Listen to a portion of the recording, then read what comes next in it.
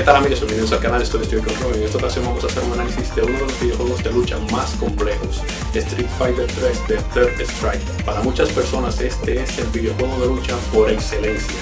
Vamos a iniciar por la banda sonora. Tenemos música como esta.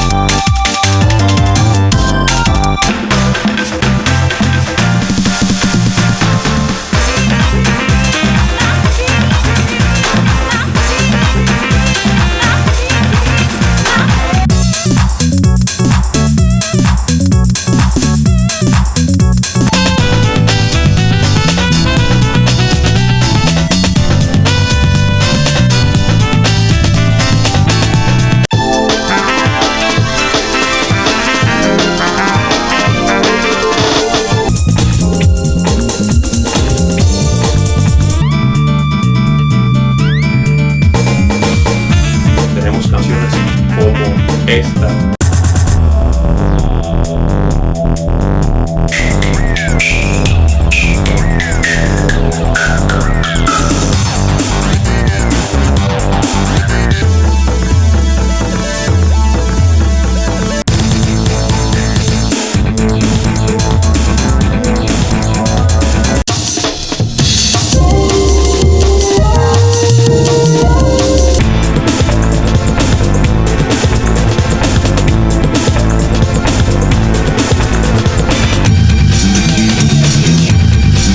Como esta.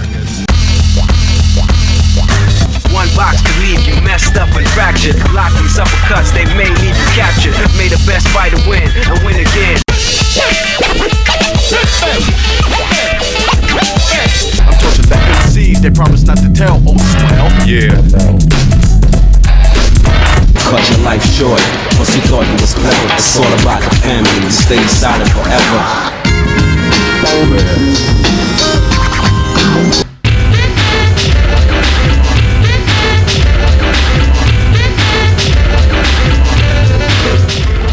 Un detalle muy interesante sobre la banda sonora de este videojuego es que es totalmente original, a diferencia de Street Fighter Alpha, donde se tomaban versiones de Street Fighter 2 pero mejoradas. Por ejemplo, de Street Fighter 2 tenemos este tema,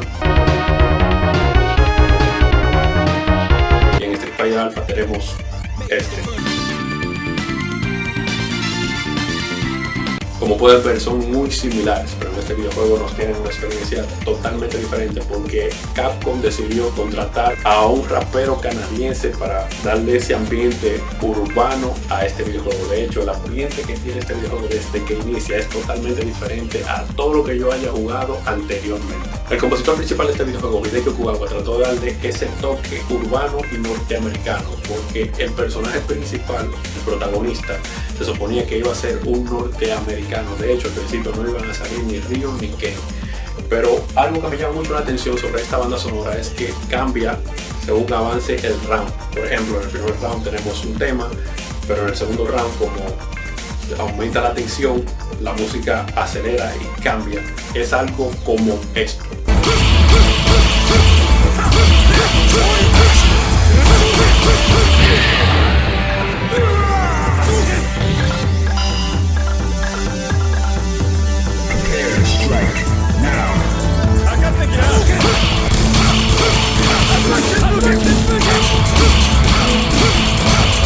Y ya que hablamos del apartado sonoro, vamos a continuar con el apartado gráfico, que desde el punto de vista de este canal es impresionante. Y de hecho se podría decir que es muy atrevido porque para esa época toda la competencia estaba apuntando hacia el 3D y los polígonos. Este se podría decir que es uno de los últimos videojuegos en plasmar el pixel art. El dibujo está plasmado en todo. Tenemos estos escenarios.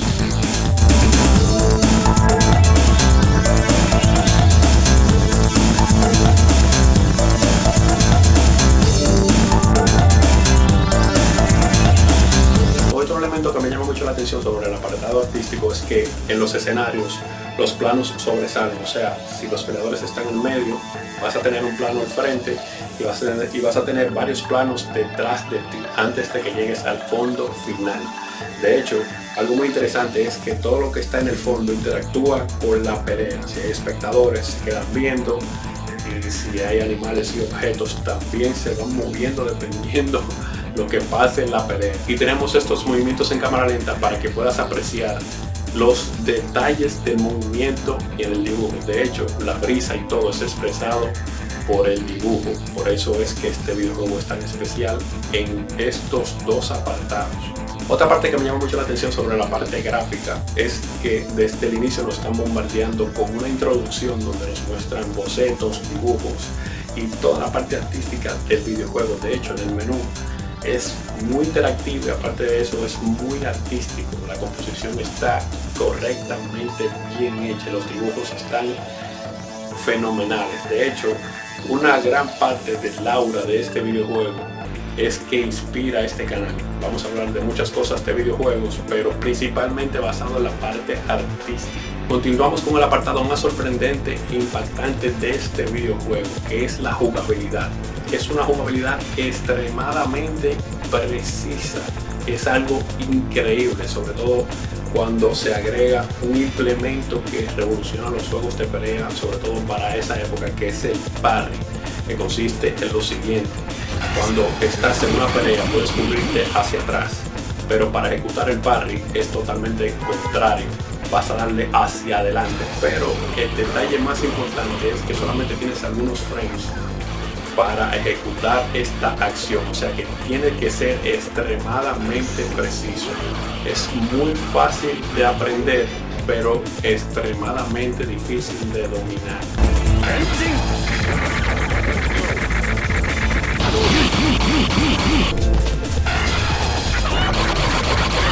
La parte más importante de la implementación del parry en este videojuego es que lo hace mucho más impredecible. Cuando dos peleadores de nivel se están enfrentando es muy difícil saber cuál es el resultado. De hecho, este videojuego tiene la peculiaridad de tener la mejor jugada de todos los tiempos en el mundo de los videojuegos. La famosa pelea en el Evo de Justin Wong versus Daigo. De hecho, este evento hizo mundialmente famoso a este último, haciendo una ejecución de combos y parry totalmente increíble y precisa. De hecho, solamente le faltaba una pequeña línea de vida para ser eliminado.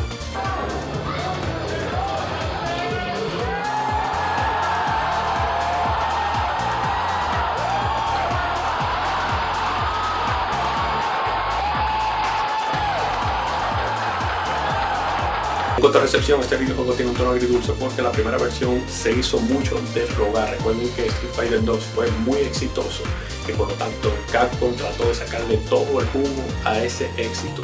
Hicieron muchas versiones de Street Fighter 2 y también lanzaron más versiones de Street Fighter como Street Fighter Alpha, la EX o EX. O sea, trataron de exprimir esa franquicia antes de que saliera este videojuego. De hecho, al principio estaba diseñado para que ningún personaje anterior saliera en esta versión. O sea, que fue una decisión final introducir a Ryu y Ken. Y esa fue una de las partes que no le gustó a su público, que no incluyeran a los personajes principales. Por eso cuando lanzaron la segunda versión Second Impact, lanzaron a Kuma.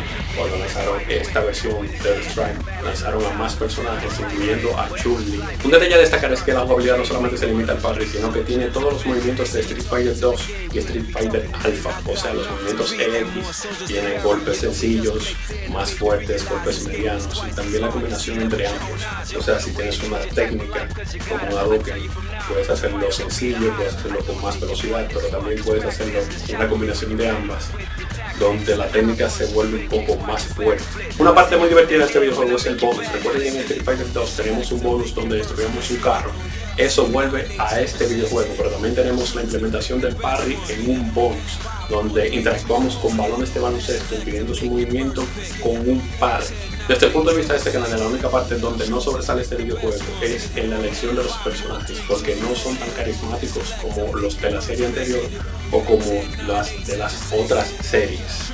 Por lo tanto, Algo que llama mucho la atención, y para compensar esa parte, es que todo lo que pasa en este videojuego va al final de la cronología. Por lo tanto, lo que pasa en este videojuego, y por eso la inclusión de androides y ese tipo de ambiente futurista, es porque todo lo que pasa en ese videojuego va al final. Los personajes no son muy carismáticos, pero a la misma vez están bien diseñados y no rompen el videojuego. Ya han hecho muchas versiones de este videojuego, pero al principio salió para Dreamcast, para PlayStation 2 y para la primera Xbox, pero ahora lo tenemos disponible en la colección de Capcom. Y como conclusión tenemos que este videojuego tiene una puntuación de 9.5, llegando a la cúspide de los juegos de lucha. Este videojuego ha envejecido bien en todos los aspectos, en el aspecto visual, sonoro y jugable. Recuerden que este videojuego es tomado en cuenta por los profesionales, los grandes jugadores, que todavía dicen que este videojuego no ha sido superado en cuanto a jugabilidad. Así que hemos llegado a la parte final del video, espero que te haya gustado. Recuerda que si quieres apoyar este tipo de contenido solamente tienes que apoyarme en Patreon. Recuerda que por los videojuegos no solamente estamos jugando, estamos aprendiendo. Gracias por apoyar el canal y suscríbete.